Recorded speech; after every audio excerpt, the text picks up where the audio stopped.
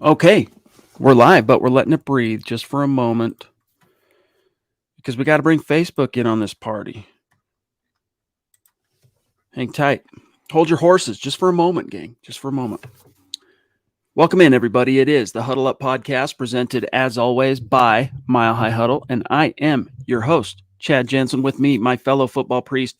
You know him, you love him. He is Zack Kelberman. Zack, a little bit of newsy, I guess. I mean, is it technically a report? I don't know. You have an insider saying, in a vocalizing, I should say, not in a written form, but vocalizing that Russell Wilson's ask on whenever that next contract comes, technically not negotiating right now, or they're not in contract talks or whatever, but he's swinging for the fences on that next contract. Well, this story went absolutely bonkers on milehighhuddle.com, Chad. The tweet I had about the story itself went viral, with Seahawks fans getting all up in my mentions talking about how bad Russell Wilson is and how the Seahawks won that trade.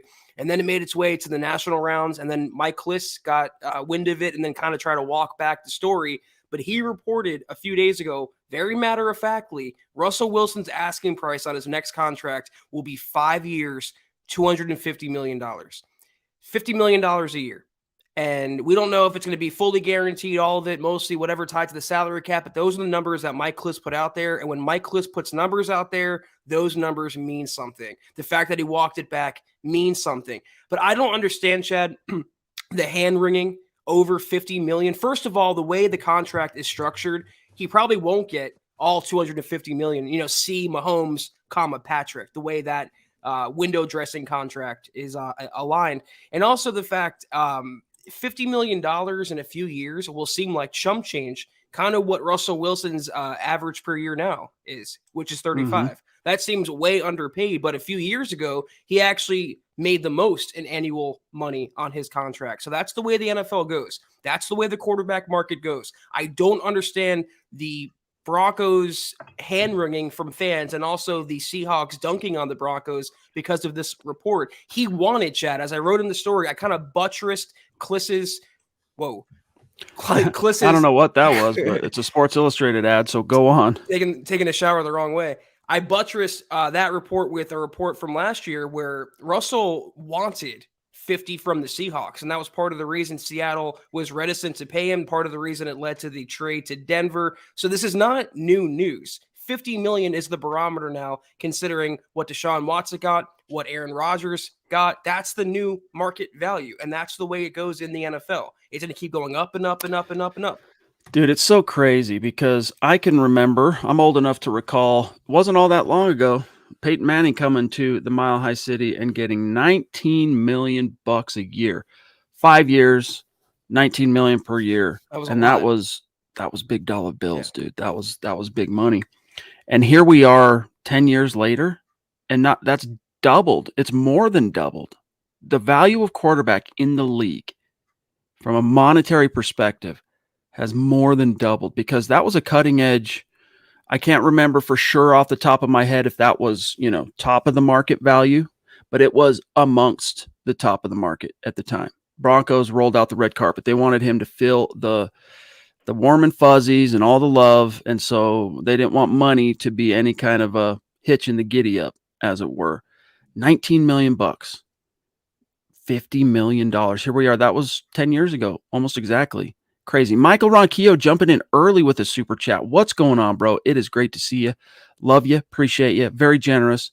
And especially, we want to give you unique special props for getting that in early, dude, before we even went live. You're a legend, my friend. He says, good evening, Chad and Zach on the Mile High Huddle. Let's ride and go Broncos. Yes, indeed. And speaking of the Mile High Huddle, go get yourselves one of these hats, dude. These Mile High Huddles. A little dusty, I guess, but check it out. They're dope. There's all kinds of new designs in the merch store, you guys. We put a little video out on social media over the weekend, kind of showcasing some of the new options that are available out there. And we got more coming, not only in terms of the different kind of designs and different kinds of shirts, but like different designs. You guys have seen these types of designs. I get it for a while now, but we got some new stuff rolling out. So go check that out. Brand new, huddleuppod.com. Yeah, check that out. Michael, thank you so much. Every single podcast, your support is unbelievable. And just know that we appreciate you. Hope you're having a good night. Yeah, so back to the subject of Russell Wilson. I mean, dude, it's that chicken will come home to roost. Lawrence says, "What's up, guys? Have you seen Plummer is work on mushrooms now with the company?" Oh, Jake Plummer, I'm assuming. Oh, yeah, dude. Jake's always been kind of a hippie, kind of hippie dude from Boise. I mean, remember when he was your starting quarterback of the Denver Broncos? He had the beard, he had the long hair, and this was before beards became a thing again for dudes. You had the beards in like the late 60s, early 70s, beards were a thing. But beards back then, Zach, they weren't like these perfectly manicured. Like one of my really good friends, shout out to Alaric. He not only grows the long beard, all right, cool, but he he grooms it and shapes it, and then the mustache, it's one of these right, like one of the Monopoly Man things where like curly cues and specific oils to be purchased with which to, it's like, I don't remember dudes doing that in the 70s, but that's when I remember beards being a thing, and now they're back, dude. But Jake Plummer, hey, he's no stranger to, he's made it no secret, I guess I should say, his appreciation for chemical compounds such as THC and mushrooms. Hey, doesn't surprise me. There are some really interesting data on the medicinal effects or medicinal benefits, I should say, of psilocybin mushrooms for what it's worth. And I'm not touting that, Zach. I'm not trying to say that people should, by any stretch of the imagination, seek out mushrooms for anything medicinal. I'm just telling you, it's a thing. Yeah, keep the mushrooms to cooking. And, he's pretty smart, Jake Plummer, because he got in the marijuana industry years before it became a widespread thing. So good for Jake Plummer. I hope he does well. I always remember him, though, not as a mushroom grower or a weed grower, but as the Broncos quarterback. And he was a damn fine one. He was my number 2 all-time emotional favorite Broncos quarterback behind only Elway. And even to this day, I think probably narrowly still edges out Peyton Manning from an emotional perspective. Like, I just loved Jake Plummer back in the day. I just loved his game. He's dope. Peyton obviously brought home the bacon, but you know what? Jake Plummer, hey, people sleep on how consistent he was for the Broncos. Zach, he came in as a free agent, took the Broncos, did nothing but win and take the Broncos to the the playoffs, pardon me, in 3 consecutive seasons. And then bad performance in the AFC title game, 2005, Mike Shanahan goes, you know what? Yeah, I've seen enough. I'm going to go draft Jake Cutler. Diamond Rattler, good to see you, bro. I think Jake Plummer was like, to me, the Derek Carr of his time, criminally underrated as a starting quarterback. And there is the emotional attachment, and he's forgotten about, Chad. There's the Elway, there's the Peyton Manning, now Russell Wilson, but no one talks about Jake Plummer, and he deserves to be in that discussion. Great quarterback.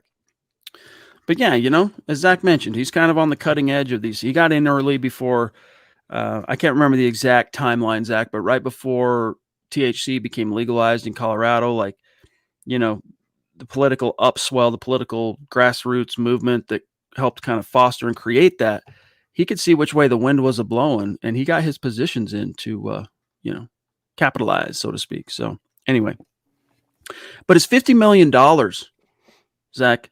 Is there a price too great to pay for a quarterback? Because, the Broncos, as it's currently, I can pull this up from Bob Morris's article, but the Broncos for 2023, as it stands now, will be over the cap, actually, with the contracts on the books.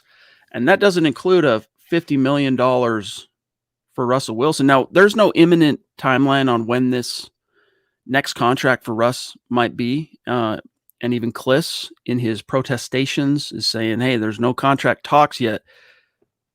But $50 million, what's he making now? 24, 25, something like that? Russ, 35. Or, sorry, pardon me, 34, 35, yes. So, but still, that's almost, 35, 40% increase on an APY perspective. I mean, that's gnarly. It's like, how much is a franchise quarterback worth to you? And, the Broncos have searched for one for years now, and they finally stumbled upon one. They knew they were going to have to pay him upon trading for him. That was always part of the deal. And did the Broncos think he was going to settle for 35 or 40? It was never going to happen. He won 50 in Seattle. Whether he's worth that is one thing. That's an argument you can have. But if he leads the Broncos to a winning season, they go back to the playoffs, they go deep in the playoffs, I think you pay the man. I mean, again, $50 million, it's a lot of money. You can say it's stupid money, too much money, but in a couple of years, that'll be, if not underpaid, that'll be the standard going rate for an NFL starting quarterback, or an elite one, I should say.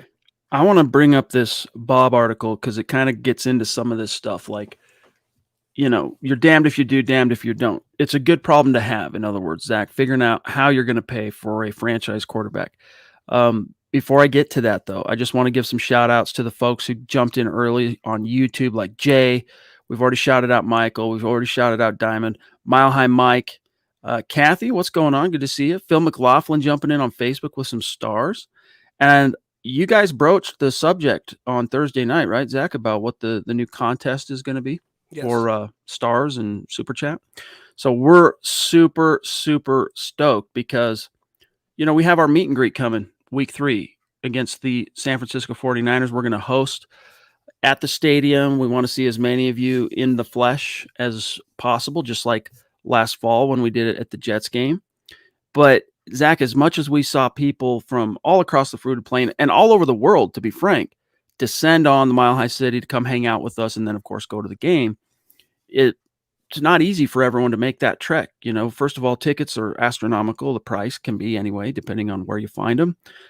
Travel, price of gas predicted to get up to $6 and beyond potentially between now and then. It can be a little bit dicey and a little bit too much of an ask for some people to make that trip. So what we're doing is we're going to take the top 5 finishers on Facebook and YouTube in each month between now and September. So that counts for June, that counts July, that counts August. We're going to be keeping track of this. And from each pool, a Facebook pool and a YouTube pool, we're going to draw one name from each. And we're going to kind of roll out the red carpet for the meet and greet. So it's, hey, we've got you a ticket to the game. We got you lodgings. We got you fed all day long with us. All you got to do is get yourself there. So for the people that are throwing down and supporting us and helping us out with stars and super chats, that's what awaits. And we'll still be doing the jersey stuff, and we'll still be, finding ways to give back with little care packages of merch and swag and different things like that. But we're excited for that week 3. It's going to be dope. Can't wait for it. It's going to be even better than last time, and we thought last time was incredible. So literally cannot wait. Counting down. Before we get to Bob, let me just grab Michaela here. Love you. Here she is with Michaela Bomb throwing down. Michaela. Elbow first. Well, bam. She says, I think players put their bodies in peril. In some cases, it shortens their lives. I think they deserve every penny they get. Amen. Hey, for what it's worth, and we love you. Thank you so much, Michaela. But for what it's worth, I am almost always, there are a few exceptions. I've found myself sympathizing more with the team, not so much the billionaire owner, but with the team consideration. But I'm about the players. They got a finite period of time, Zach, to capitalize on their football playing career, and I want them to get it. And yeah, Michaela, it's not like even basketball, even my wife, here's a good example. My wife she was a high school athlete and college athlete. All right. But it wasn't high contact sports. Obviously, she wasn't playing any tackle football. She was a basketball player in high school and a volleyball player. All that repetition, all that constant, wear and tear. When I met her, when we were, in our 20s, her knees were shot, and she never suffered a injury per se. She never had surgery, but her knees have just always been bad from that. Now take that, Zach, and compound that into a lifetime of these dudes. By the time they are done with the NFL, they spend all their teens, all their young manhood, and then into their 30s for a lot of these guys playing the most violent physical game on the face of the earth. Maybe, rugby's up there, like true Australian rules rugby, but nevertheless, it takes a toll. So yes, we want them to get as much out of this financially as they possibly can. If you're worth what they'll pay you. So go get what they'll pay you. And something else with Russ is it's probably his last major contract in the NFL. He's 33 years old. He's not getting any younger. He's still, you can argue, in his prime or maybe the tail end of his prime. He wants to get paid. And again, the proponents of the Broncos, those who wanted the Broncos to trade for Aaron Rodgers, knew that Rodgers was going to come along with a new contract. And those who didn't like it were reticent for the Broncos to give up all that capital and then having to pay Rodgers $50 million. The same thing applies to Russell Wilson. The good thing is, though, they didn't give up a king's ransom. They got out of the trade fairly well, but his contract, a new deal, was always going to be part of it. He was never going to play out the life of his contract, which only has one more year remaining on his current deal, without being assured of longevity. He wants to play another 10 years, he said. So they have to align his wants with their needs, and they need a quarterback. And if he can continue performing at a high level, they're going to reward him as they should as one. I don't see the concern over it. Let's grab Andrew here. Good to see you, my friend. Appreciate your support as always. He says, "What's up, man?" Or "What's up, fam?" Man, they're doing Russ dirty with his "Let's ride." LOL. He is a little corny, but who cares? But is it a Super Bowl or bust, or just playoffs or bust this year? So, Zach, before we get to the playoffs or bust thing, because that kind of ties in also to what this article I want to get to from Bob. Was it any surprise? Was it breaking news to anybody under the sun that Russell Wilson's a little bit kind of a cornball, a little bit just kind of corny and a little campy, a little corny? Was that a shock to anybody? And then when you get little outtakes, Zach, of a guy trying to spit his catchphrase, right, and get the right for an NBC production, right? They're doing little clips and stuff. Let's ride. It's going to look even campier. If you saw outtakes for some of the stuff we've recorded in the past, I mean, it's ridiculous. But that's the whole point of it. Then you take it out of context, and the ridiculousness of that, Zach, becomes magnified. He can be cornier than a squirrel turd, Chad. I don't care. If he can win football games and throw touchdown passes, that's all I really care about. I don't care about slogans. I don't care about judging his personality off the field. What he does on the field, if he leads the Broncos to victory and success, that's what I care about. You want to call him corny? That's fine. The Broncos have a corny quarterback. The Broncos have an elite quarterback. Done deal. That is what matters most. In fact, real quick, though, because I don't want to forget this, and shout out to Scott for taking the time to update these rankings. Here, when we talk about the now, wait a minute. This is all right. Yeah, this is June. Okay. We're jumping right into the Super Chat rankings for the meet and greet red carpet treatment. Here you go. We're 5 days. This is day 5 of the month of June. DWI guys, Ethan at number 1, the Duchess at 2, only going to be bolstering her position. Michael as well at 3. D Porter's in the top 5 at 4. Dale's tied with him. Dale Fleming at 4 as well. And then Dave from Georgia kind of rounds out the top 6 technically, but it's very early in the month. So we will continue to monitor this as the month wears on. But Zach, real quick, let me segue back to this Bob story, which, by the way, phenomenal article. Guys, go read this piece. We're going to break it down and discuss certain aspects of this article, but you have got to go read this article. Headline: Russell Wilson trade is predicted to land the Broncos in a one-and-done playoff purgatory by Football Outsiders. Now, who's Football Outsiders? Real quick. When we talk about analytics sites out there, most people think of Pro Football Focus, but there are actually many. The two titans of the industry, and you've got Pro Football Focus, Zach, way up here. Football Outsiders probably like right here, and then there's everybody else like way below them. So they're not on the same level per se as PFF in terms of media scrutiny, but they're up there. They're up there, and they're one of their lead writers, Mike Tanier. I'm going to quote Bob here.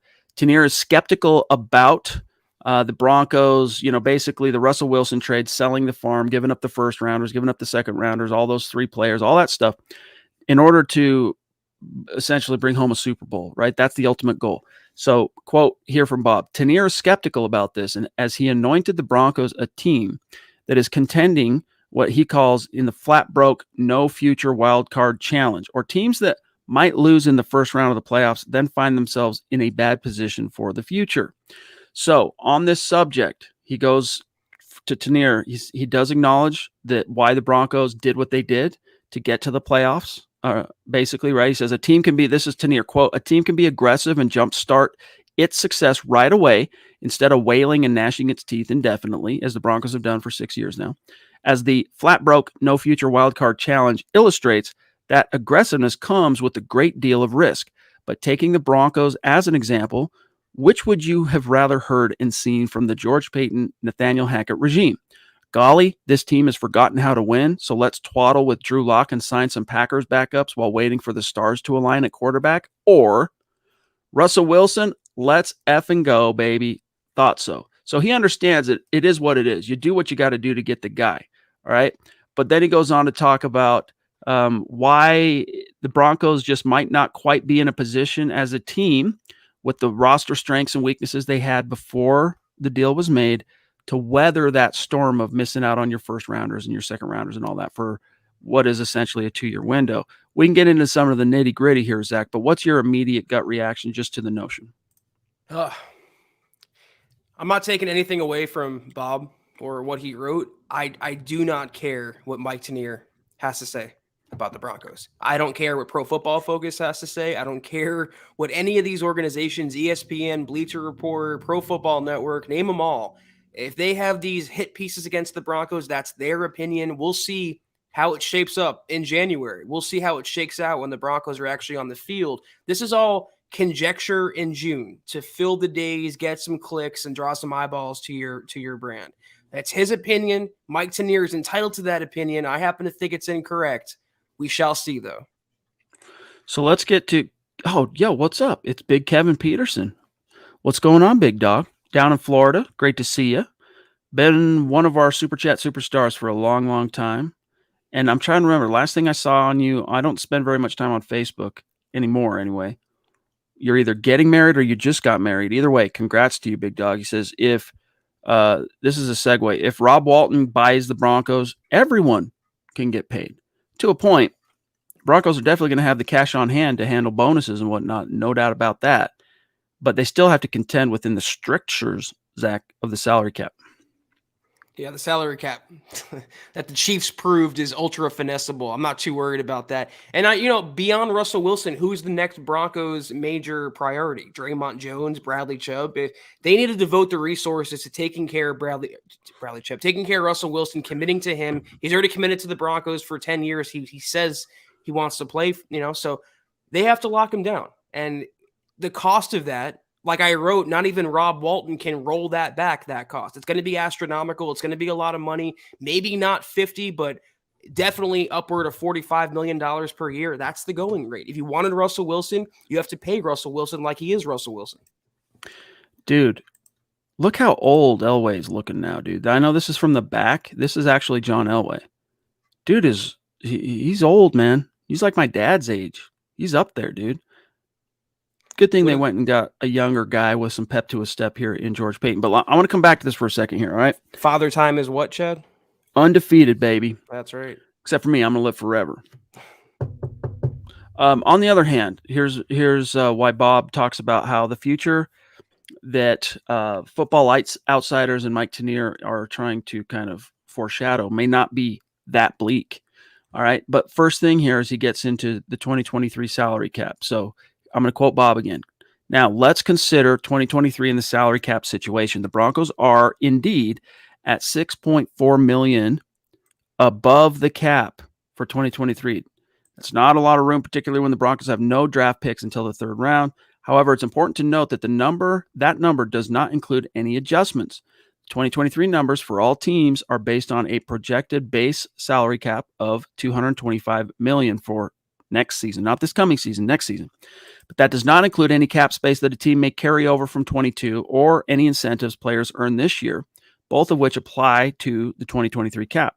So the Broncos, like other teams, may see that 2023 figure change based on, of course, what happens this year. Last thing, we'll start with 2022 carryover, which depends on how the Broncos set their final 53-man roster, practice squad, and what players land on injured reserve. The first two could be reasonably predicted, while the third is harder to foresee. However, a best-case scenario can be utilized by looking at the Broncos' actual cap for 2022, which included 2021 carryover. The base cap this year is $208.2 million, but the Broncos' actual cap they're operating under is $219.6 million because after the adjustments from the 2021 carryover and the incentives that players earn, the Broncos got an additional little boost of $11.4 million in cap space. So what I'm getting at here, Zach, and I'm going to serve this back to you, and Bob writes it out beautifully here, is that even though it appears that the Broncos are not going to be in as conducive as not conducive is in as advantageous a salary cap situation in 2023 as they were entering 2022. There's going to be plenty of room and still opportunities between now and then to work that salary cap voodoo. If you needed to get a $50 million Russell Wilson extension under the cap, where there's a will, there's a way. I'll always say, if you want to sign a player or trade a player or, release a player, regardless of the salary cap, you will find a way to do so. I mentioned Kansas City. They didn't just lock down Mahomes. They locked down Chris Jones and Travis Kelce, all big money deals. And they did so with less money than they had to buy a PlayStation 5, Chad. So I have no doubt about it. George Peyton will have the Broncos in plus healthy salary cap status for 2023. One way or the other. If he has to make some tough cuts, fine. The quarterback is most important. The team will go as Russell Wilson does, and you have to placate him financially. You have to lock him down. You can't have him on a lame duck for 2023. I am not worried at all about either the cost of paying Russell Wilson or the Broncos freeing up enough money to pay Russell Wilson. It's kind of interesting when you talk about this team going to go as far as Russell will take them, and I agree with you. As Bob lays out here, there's kind of like a worst case scenario. Russ is going to get them to where they need to go, but that can either be helped or hindered, Zach, by two other factors, one of which we've talked about quite a bit on the pod, which is the coaching staff, right? Being first timers almost across the board, at least at the head coach and coordinator positions. And then also, we don't know exactly what this defense is going to look like. All right. Vic Fangio's gone. A lot of the faces that opened on the roster last year are gone. A lot of question marks on that side of things. So when you look at exactly what could hold Russell Wilson back from taking the Broncos as far as possible, the defense is one of the top two potential wrinkles here. And so Bob lays this out. What worst case scenario for the defense? What could it be? Here's what he writes, quote, Randy Gregory and Bradley Chubb can't stay healthy. Baron Browning doesn't handle his transition well, which we need to talk about that tonight, Zach. Nick Benito struggles. DJ Jones turns into a free agent bust. Patrick Surtain and Justin Simmons are forced to carry a secondary marred by injuries and unproductive players. And Alex Singleton becomes the primary off-ball linebacker for the bulk of the season. So, that's how you can imagine the defense kind of torpedoing its way through the season. But what's the best case? What if the stars align? I think this is good analysis here from Bob. Last thing, Gregory and Chubb. Here's the best case scenario. Gregory and Chubb stay healthy and are productive. Browning fares well in his new role, even if he isn't dominant. Benito produces in a rotational role and shows starter potential. DJ Jones proves worthy of his 3-year, $30 million contract. Caden Stearns, Ronald Darby, and others emerge to help Surtain and Simmons in the secondary. Josie Jewell stays healthy. And Jonas Griffith takes the next step, meaning that Singleton doesn't have to take a large role. Close quote. So, Zach, if that's how the football fates will it, I'm telling you right now, even if it's half as good as what that best case scenario Bob just laid out was, Broncos are going to be the force to be reckoned with in the AFC. I hate to nitpick, but that scenario can be applied to any team. If injuries strike, players don't work out, players bust. I mean, that's the way the ball bounces in the NFL. Things work out or things don't. But I will say, when it comes to things like Baron Browning struggling, Nick Benito struggling, those would be coaching issues because the coaching staff and the general manager, George Peyton, went to bat to draft Nick Benito. They moved Baron Browning. They can't help Gregory and Chubb stay healthy. The injury bug is up in the air. It's not under their control. But some of those things are coaching. And if they made the right decision, that's the best case scenario to me, Chad. If Peyton hit on Nick Benito, I think DJ Jones is going to surprise a lot of people in Denver based on who we were talking to at the draft. And Baron Browning transitions nicely to edge rushing linebacker. They're going to be perfectly fine. I mean, how many games last year under Vic Fangio were winnable solely because of the defense? A lot. More than they actually won last year. They've gotten better personnel. They've gotten better to me coaching. So I can't see, barring injuries, that's the worst case scenario. The Broncos taking a step back. They're going to be better, and they're going to make the Broncos offense better as a result.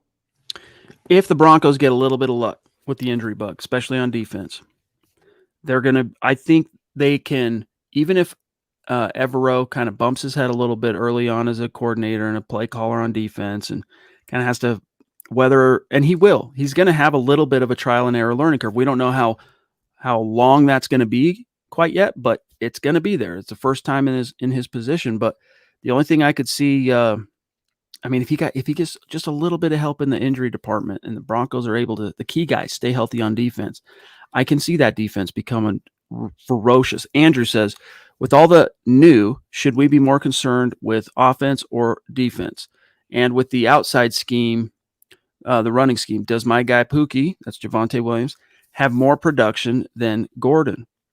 I think right now you got to be more concerned about the defense, just because outside of Simmons, outside of Surtain, you could throw Chubb in there, but Chubb doesn't have the injury fortune that, say, Simmons has had his whole pro career. Simmons has avoided the injury bug.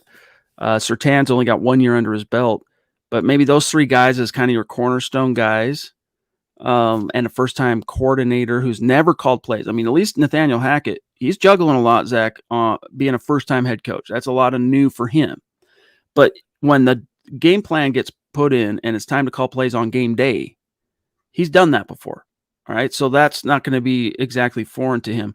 I worry more about the defense than I do things coming together on offense because of the presence of Russell Wilson. And I can't see any scenario this time, barring injury again, here we go with the qualifiers, in which Javonte Williams is outproduced by Melvin Gordon. Yeah, injury would be the only thing. I mean, last year it was a pure 50-50 split and the rushing difference was negligible. Now this year, I think it'll be at least 60-40 in favor of Pookie, which means on paper he should have more yards. So yeah, all things being equal, without injuries, Pookie should outproduce Melvin. That's the hope.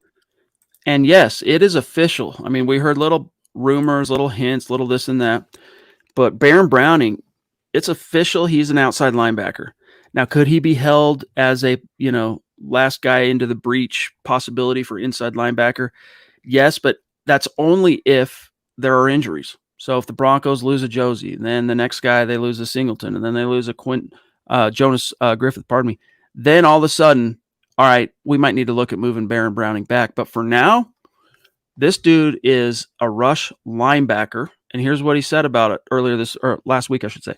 Quote, I kind of wanted to make the move, but they felt the same way, the new coaches. I don't know if this is something for just this period, meaning am I just playing rush linebacker for OTAs? But I'm just making the most of it and working on perfecting my craft every day. And then Hackett, Zach said, quote, right now we want Barron to train at that position on the outside and see where it goes from there. He does have experience there in college. So I imagine if we do get into a pinch, he can easily get back there, meaning back to inside linebacker. But we really like what we're doing with him right now, close quote. So, Zach, what they're talking about is, and this is one of the things, like if Baron Browning would have had position consistency from his coaching staff with the Buckeyes, he probably isn't a third-round pick. He's probably a late first-round pick, second-round pick, because at Ohio State, he was spread thin. Every year he was playing a different position, and even during the season, he would start at one position and move to another one. He was basically moved all around the linebacker core, up and down that front seven. And so he wasn't able to really hang his hat on one thing, specialize and all that. So has he played outside linebacker? Yes. Has he shown a propensity to play and be an edge defender? Yes. But let us, Zach, not pretend for a second that this is some secret weapon hidden specialty of Baron Browning. He played much more off ball in college, even though, again, it was spread around, than he did edge. I'm still very dubious about this move in terms of how it could, I should say, impede his development as a very encouraging, exciting young player from his rookie year. I question the wisdom of this, and I hope I end up being wrong in the final analysis. See, what I hate, too, is the half measure they're taking where they can still move him back at the end of the summer. Then this whole experimental period was for naught. All it did was take reps away at inside linebacker, could have made him a better off-ball player. So I was against the move at first. You've been against the move. I mean, I'm still against the move, but we have to trust the coaches. And they might not prioritize inside linebackers, but to me, you're okay there. Even before you drafted Nick Bonito, you were okay. But are you okay at inside linebacker when your top three guys are Jewell, Alex Singleton, and Jonas Griffith? Baron Browning rises to the top of that group fast. If Josie stays healthy and you get the same version of him that he showcased early last season before the injury, I'm going to be stoked about Josie Jewell. Like, that was a high quality. And any of you that listened to or watched the Carl Mecklenburg episode interview with Tom Hall on Legends of Mile High on Friday, Mecklenburg, he's stoked on Josie Jewell. He thinks Josie Jewell is the bee's knees. And this is a Hall of Fame caliber former linebacker who has the distinction of having started all of the different front seven positions, all seven positions, while a pro, multi-time All-Pro, multi-time Pro Bowler. He loves him some Josie Jewell. If he gets a little luck in the injury department, I think he could be. He was on pace last year, Zach, Josie Jewell, to like really kind of take back the narrative on his career and like how he was viewed by Broncos media, by a lot of Broncos fans as kind of just like he's a Todd Davis that we drafted. That's Josie Jewell. I think he has a chance to be even better than that. He's a coach in the wings. He's helping everybody. He's a brainiac, and he somehow figured out how to put it together from his run fit stuff because he's always been good as a run defender. And he showed out as a coverage guy last year before he tore that pec. So I'm actually kind of stoked on Josie Jewell, but I'm not picking nits in what you said about Baron Browning because I'm very underwhelmed by Alex Singleton. I'm excited a little bit at the prospect of Jonas Griffith because as I was writing a piece on him over the weekend, Zach, this dude started the final 4 games, if you guys can remember, for the Broncos when Kenny Young got hurt last year. He averaged, Zach, 10 tackles per game, Jonas Griffith. I want to see that dude on the field next to Josie. All right, if you're moving to Baron Browning to edge, whatever, cool. Let's give those reps to Jonas Griffith more so than Alex Singleton, who, let's face it, he was brought in more based on his third phase chops on special teams than hey, I'm a former leading tackler of the Eagles. Not to take anything away from Jonas, but like some of those tackles were because the running back broke through the Broncos front line. They were so soft in the middle of their defense that the inside linebackers had to clean up against the run. But I'm much higher on Jonas than I am Alex Singleton. I agree with you. And I can even make the case that Jonas excites me more than Josie Jewell. I mean, I hope Josie shoves it down my throat this year. The Crow proves me wrong. I hope he has a good season. But to me, Chad, Josie Jewell reaching his ceiling is not as good of a player as Baron Browning reaching his ceiling at inside linebacker. And that's what I wanted. And that's what I hope we would get. And especially, shout out to Dylan, who wrote a nice article yesterday about the Broncos have a depth problem at edge rusher.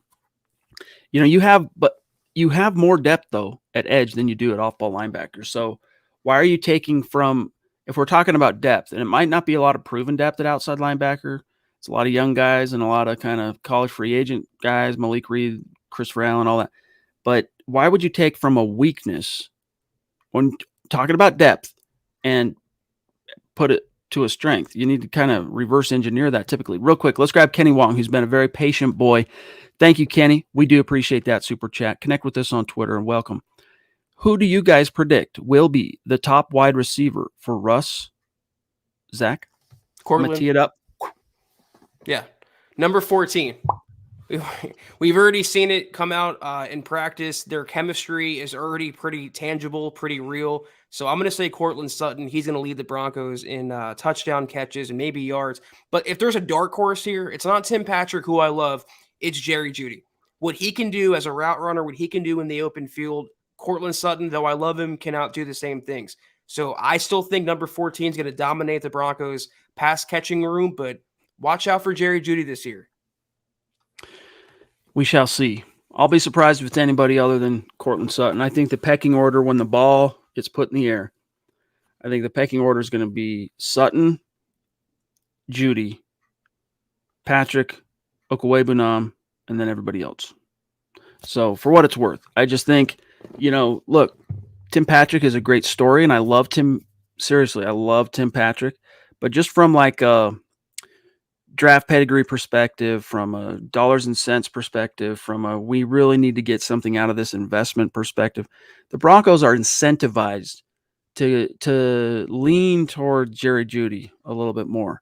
And I think he's going to justify that this year. I really do. I think when you start seeing the ball going a little bit more to Jeudy than, say, Tim Patrick, I don't think you're going to go, man, how come Tim's not getting it? Because you're going to see Jerry Jeudy making plays because Russ Wilson's going to feed him the way he needs. A guy like Jeudy can and needs to be fed. So we'll see how it shakes out ultimately, but I think it's Sutton, Jeudy, Timmy P, and Travis. Good to see you, big dog, Big T.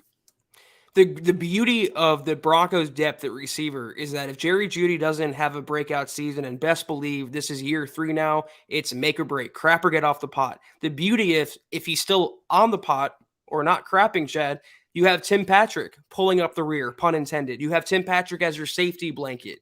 You can do a lot worse than having Tim Patrick as your number 2. You still have KJ Hamler in that room. You have players like Seth Williams, Tyree Cleveland, Travis Fulgham, even Jalen Virgil, the undrafted free agent. So they're okay there, but we both hope and the Broncos hope that Jerry Jeudy finally breaks out in year 3. This is why you come to your football priest for poetry such as what Zach just dropped. All right. Dave from Georgia, love you, bro. Bonafide Super Chat superstar in the house. Appreciate that, dude. Especially during the off season. I mean, we could really use it. So thank you, buddy. Says, hey guys, offense, defense, biggest surprise, biggest disappointment. Your thoughts? Like predicting it, you mean, Dave? I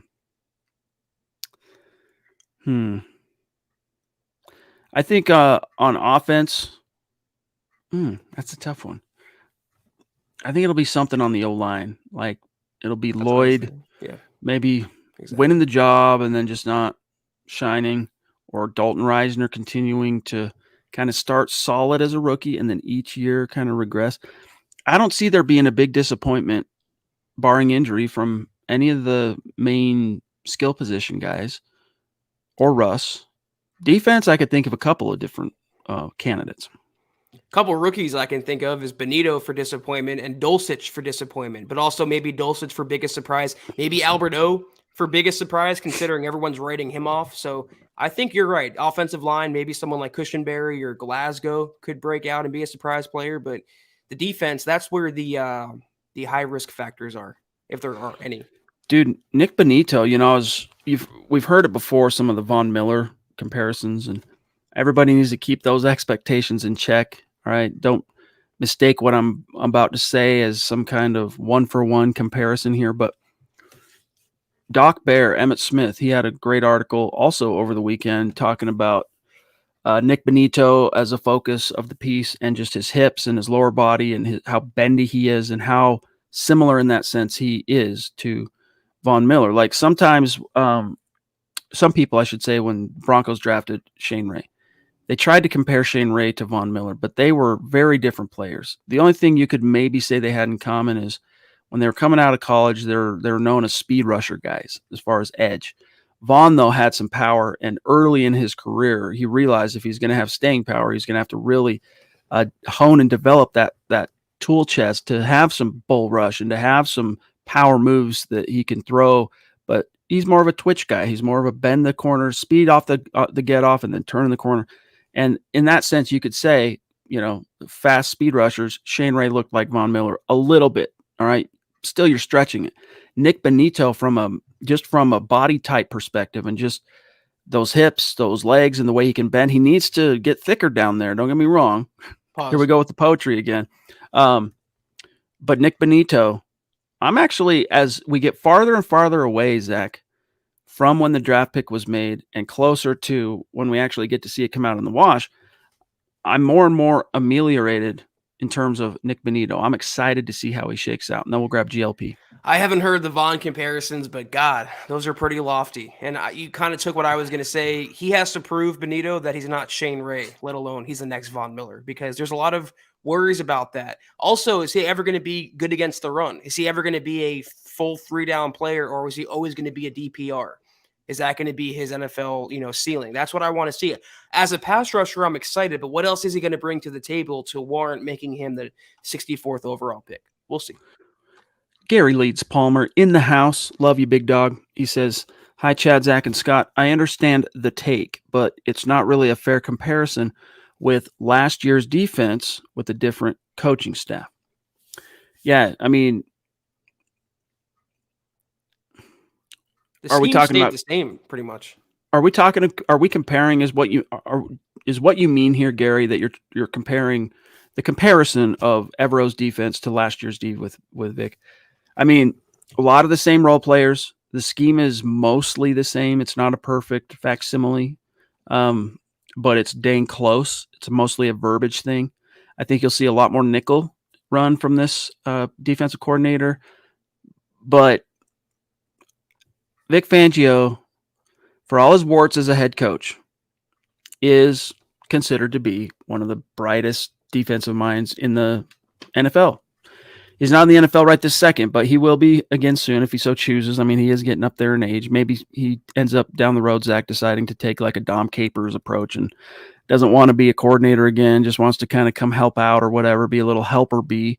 But this defense has a lot to prove to be as good as Vic Fangio. And Vic Fangio's defense never came out in the wash the way we hoped it would, like 2018 Bears and basically most of his tenure in San Francisco. Never reached those heights. They just couldn't get to the quarterback consistently, and they couldn't take the ball away, Zach. And then because you couldn't do those two things in clutch time, in the crunch, you just ended up not ever really being able to make that one stop to win the game or whatever. But still, Evero, if you're basing the defense off the bones of the Vic Fangio scheme, at the very least, Zach, that's a good starting point with the personnel that the Broncos have. So they couldn't come up clutch, they couldn't get to the quarterback, and they couldn't take the ball away. I mean, if you love bend but don't break defense, then Vic Fangio is your guy. Then he's a mastermind. But they could have done a lot more, even with the injuries, with the personnel they had on the field the last couple of years. And what I love about Evero, what he's preaching, is the anti-Vic Fangio factor. He's going to take the ball away. He's going to get to the quarterback. He's going to send pressure. These things will behoove players like Draymond Jones, whose ceiling to me wasn't reached under Vic Fangio, and I think it could be under Evero. And we've had multiple players now, Chad, come out and say the defense is really similar. There's some language differences. There's some minor schematic things, but he left a lot of it, Evero, in place because of so many returning players from last year. They've added better talent. They've added more talent. They've added depth at certain spots. They're going to be as good to me, if not better. And especially in those areas, like you mentioned, interceptions, forced fumbles, sacks, takeaways, game-changing plays. That's how you win in the NFL nowadays. Huero, thank you for that super chat, bro. One of our great, consistent superstars. He says, a little concerned that our wide receiver room is so stacked behind our starters that we're going to have a lot of good players cut to make room for the 53.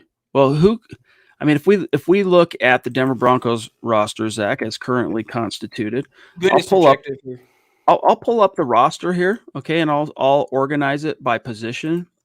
But when you look at wide receiver, let me get there, and then I'll do a share Kendall screen. Hinton is the biggest name in danger of being cut. Well, that's what I'm getting at. Who are we talking about here, Huero, that could be valuable to this team, but could potentially find them? I mean, like really valuable. Tyree Cleveland, I'm not worried about it. Caden Davis, barely know who he is. Travis Fulgham, meh. KJ is going to make the roster. Kendall Hinton, if he ends up on the cutting room floor, charge it to the game. They we'll might always trade have. him. We talked about that on Thursday's podcast, like Trinity Benson. They might flip him for a draft pick if you don't need I don't think he's got that much value, dude. I'm not trying to be a stick in the mud. I really don't. Jerry Jeudy making the roster. Brandon Johnson, who barely know about this cat, right? He's one of these fringe guys. Timmy P making it. Trey Quinn, barely know who this cat is, right? Similar thing. Jordan Taylor. Hey, it looks a lot like him. Cortland making it. Jalen Virgil, undrafted rookie. Montrell's making it, barring some kind of a collapse, because he's going to be the returner. This is the guy I would wonder about. Seth Williams and Kendall Hinton. Yeah. But I think losing either of those, if you cut them, one of them's ending up on the practice squad, if not both of them.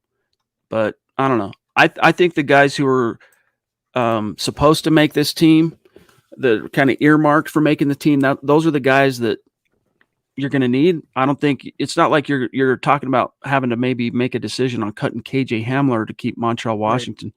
It's not going to get quite that extreme this year. Yeah, honestly, I'm more worried about someone poaching Jalen Virgil, who I'm high on as a UDFA, the speedster who already caught a big Russell Wilson touchdown pass. As much as we talked about it on Thursday's podcast, Scott and I did, Hall of Famer Kendall Hinton, as much of a place he has in Broncos history for what he did in 2020, the fact of the matter is the receiving room is so stacked, they might not need and probably won't need his services. And that's how the NFL goes. So I'm not too worried about losing Tyree Cleveland or Seth Williams. As long as they have their 5, that's all that matters. Indubitably. Real quick here. DJ Williams, so Zebulon says there are outside linebackers that don't rush all the time. Some great outside backers like Darius Leonard or DJ Williams. But you got to remember, Zebulon, DJ Williams, he played some Will and he played some Sam in a 4-3 defense. It's just a different scheme. It's a different animal. Baron Browning talked about this. I can pull up the article again if I need to, but I'll just paraphrase from here. When he was asked, what is the biggest difference for you or the biggest challenge or whatever, going from off ball to rush linebacker, he said, being on the line. When you're playing off ball linebacker pre-snap, you're literally starting from the second level. So you can see a lot more. There's a lot more in your field of vision with which to either, key in on or understand what's going to happen. When you're playing on this kind of a scheme, 3-4 base scheme, and you're an edge guy, you're basically a defensive lineman, and it's very different. So for DJ Williams, outside of some underlooks that they played when he was playing Sam back in the day, it's apples and oranges. I mean, he was mostly a will linebacker for this team, then played some Mike later on in his career, but it's just complete different responsibility. Still in space, just not on the line of scrimmage and rarely rushing. The thing I can't get over, even if he makes a successful full-time conversion, Browning, to outside linebacker, how much is he really going to contribute? I mean, really, how many snaps could he play with so many other edge rushers on the roster when you pay Randy Gregory $70 million, when you draft Nick Bonito in the second round? Where and how is Baron Browning going to fit in? We know at inside linebacker, though, he'd be playing probably all 3 downs. He'd be a full-time starter and more successful there, helping the Broncos out at their biggest position of weakness, as far as I'm concerned, right in the middle of their defense. We have to trust Evero. That's all I'll say. That's all we can do right now. Charlie, he says, let's go Broncos. Sending love to Broncos Country from Orlando, Florida. Very cool, buddy. Broncos Country, hey, it's not a geographic location. It is a state of being. It's wherever you are. And Charlie, you're in Orlando, dude. Representing. Love it, dude. Thanks for the support. Thank you. We're at 52 minutes. Man, time flies when you're having fun talking about the Denver Broncos. And this is true from GLP, by the way, Chad, real quick. He says, Zach, all true, and when the team is not really behind you, the performance will suffer. And that team was not behind Vic Fangio, at all. That team was playing for each other, not playing for the coaching staff. Now that Nathaniel Hackett's there, Evero's there, even Dwayne Stukes on special teams, coaches that are excitable but have accountability and get the most out of their players, they're going to rally around those types of coaches. And that's why I mentioned Draymond Jones, Bradley Chubb, for example, players that were in the previous system, they are going to break out under Evero. That's the hope and that's the expectation. Greg says, go ahead and say it, Zach. Death by inches. Many. It was death by, 20,000 paper cuts. That was the Vic Fangio way. And it's just so ironic. He preached that, Chad, on day 1. And then day 2, all the way to day whatever, when he was fired, they died every single game for the most part. By died. Hey, so you got to call a spade. That's what it is. Zach, I think we have covered everything we wanted to land on tonight. Exciting stuff tomorrow. The Broncos are back in the building. We're going to get some media availability. We're going to hear from Coach Hackett tomorrow. So there's going to be a lot to talk about for tomorrow night's show here. But remember, until the season kicks up again, there is no Broncos for Breakfast on Monday, just Tuesday and Thursday. So Zach and I will see you here again tomorrow night, 6 p.m. Mountain, all that stuff. And then Wednesday, you get Beckoning the Broncos with Kim Becker. Then you get Mile High Insiders. Tuesday, Broncos for Breakfast, Building the Broncos. So there's a few tweaks to the schedule, but when football season rolls back end of July, we'll be rubber banding right back into the mode we were in all the way through the draft. So, but with 2 new shows and some other cool things coming your way soon that we'll be announcing with Zach and I here in the very, very near future. Yeah, thank you all for tuning in with us tonight. That was the Huddle Up Podcast. Have a great rest of your Sunday, great rest of your weekend. We're off until tomorrow, same time, same place as Chad mentioned, 6 o'clock Mountain, 8 o'clock Eastern. Until that time, follow us on Twitter at Huddle Up Pod. You can follow the main account, all your Broncos news, analysis, rumors, transactions, and more at Mile High Huddle. Be sure to follow Chad on Twitter at Chad and Jensen. You can follow myself at Kelberman NFL. Follow Scott on Twitter at Scout Kennedy. If you guys want some dope freaking gear, you guys know what it is, where it is, huddleuppod.com. Chad's modeling it. I'm modeling it right now. We are decked out. Go check it out. All new website, all new merch, huddleuppod.com. Very, very cool. And facebook.com/MileHuddlePod. Like that page and follow that page. Guys, if you haven't, please go to Apple Podcasts and leave your football priest a 5-star review for a chance to win some merch each and every month. But if anything, as you see ticking below you, please do these 3 things: subscribe, like, and share this video and every video you see on the MHH channel. It really helps us grow and reach more Broncos fans just like you. Amen. Shout out to these great supporters on Facebook tonight. Really appreciate it. Starting with Charlie Young, Throwing Down, Lawrence Rivera, Gary Leach Palmer, Andrew Baker, and Phil McLaughlin on YouTube. Michael Ronquillo, early, you demand, dude. Plus a super sticker he got in early, too. The Duchess, Michaela Parker, Big Kev Peterson. It's been a minute. It was great to hear from you tonight, my friend. Kenny Wong, Dave from Georgia, Juero Vidal. Much love and respect. We really do appreciate that support, you guys. And for those of you, maybe you didn't throw down a super chat, maybe you didn't throw down stars, we love you guys just as much. Thank you for being here. Thank you for helping us to contribute to the conversation and keep this a living, breathing experience here, talking Broncos at Mile High Huddle. Much love and respect. Absolutely. I see in the comments a lot of Dominic and Sue discussion. I'm pretty sure he signed with the Bucks, but even if he didn't, that deal fell through. I want nothing to do with him. They don't need him. They have very fine talent on their defensive line. But that is going to do it for us tonight. Take care, guys. And as always, Chad, go Broncos.